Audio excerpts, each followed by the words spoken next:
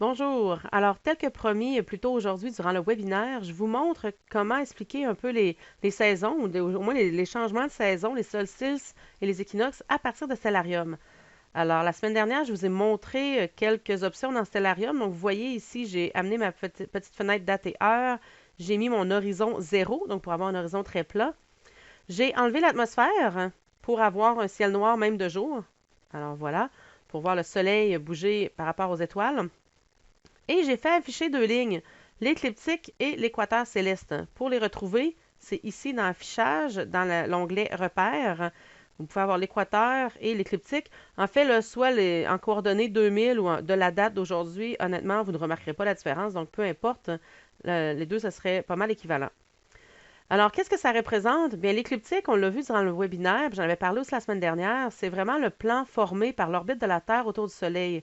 Donc, de notre perspective, c'est le trajet du Soleil dans le ciel.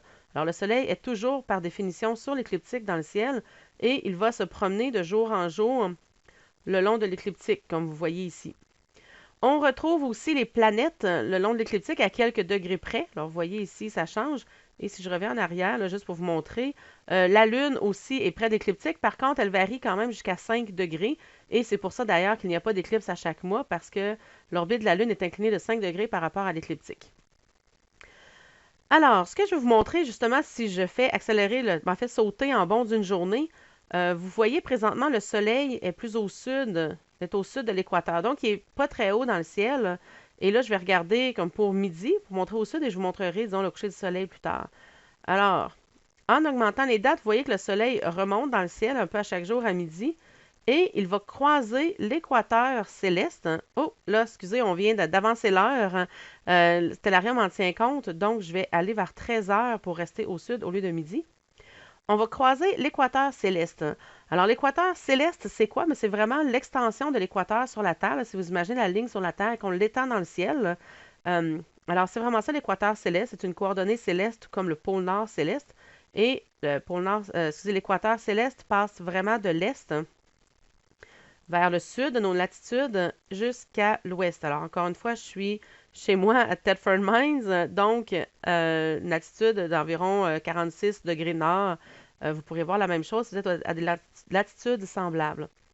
Alors là, ici, justement, je suis revenue à 13 heures pour me regarder au sud, simplement parce qu'on est rendu à l'heure avancée. Et si j'augmente les dates encore, vous voyez que le Soleil va croiser l'équateur céleste. Et le moment qu'il croise l'équateur céleste, dans le fond, quand le Soleil est directement au-dessus de l'équateur terrestre, c'est l'équinoxe. Alors, dans ce cas-ci, c'est l'équinoxe de printemps. Et c'est comme ça qu'on détermine précisément la date de l'équinoxe. Moi, je me souviens personnellement, quand j'étais petite et que j'entendais que le printemps arrivait à tel jour, à telle date, ben, ça m'intriguait comment on faisait pour savoir. Et voilà, c'est simplement quand le Soleil va croiser, alors ça c'était le 19, entre le 19 et le 20, en fait, à mon heure, je me souviens, c'était à minuit, donc là, je ne le verrai pas parce que ça serait sous l'horizon, là, mais entre le 19 et le 20, le Soleil va croiser l'équateur céleste et c'est officiellement le printemps. Ensuite, si on continue en bond d'une journée, alors, si je me replace comme ça, si on continue en bond d'une journée, bien, le Soleil est rendu au nord de l'équateur, donc il en vient de plus en plus haut dans le ciel.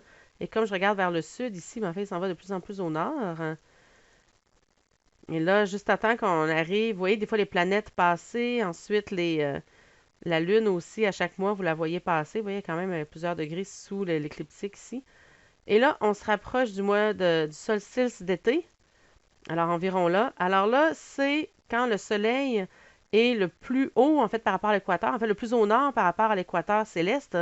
Et c'est là qu'est le solstice d'été. C'est ça. Et ensuite, si je continue à... Maintenant, on est rendu au mois de juillet. Et d'ailleurs, vous avez vu, hein, ici, on reconnaît Orion. Alors, en été, on ne voit pas Orion dans le ciel parce qu'elle est de jour en même temps que le Soleil.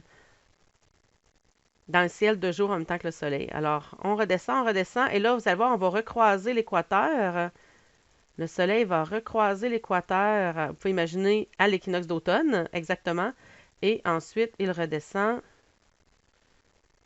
Alors, personnellement, j'aime beaucoup cette démonstration-là. Ça me permet de mieux visualiser un peu comment le soleil... Oups, là, on est revenu à l'heure normale. Alors, je vais me replacer un peu ici, là. Bon, c'est sûr que le soleil, on sait pas, il n'est pas exactement toujours au sud à midi. Là, ça dépend où on est situé dans le fuseau horaire aussi, mais bon, c'est assez près. Là, je vais continuer à augmenter les dates. Alors, ça permet de bien comprendre le mouvement au cours de l'année du soleil d'un endroit précis. Alors voilà, on s'est rendu le plus bas sous l'équateur, le plus au sud. Alors, le solstice d'hiver, aujourd'hui, j'en ai parlé comme étant, durant le webinaire, là, j'en ai parlé comme étant quand le soleil atteint son point le plus au sud. Et voilà, on voit il est pas mal au sud par rapport à l'équateur céleste. Alors ça, c'est quand on regarde au sud vers midi, vous voyez qu'il y avait quand même une bonne différence entre le soleil en été et le soleil en hiver, qui était beaucoup, excusez, l'inverse.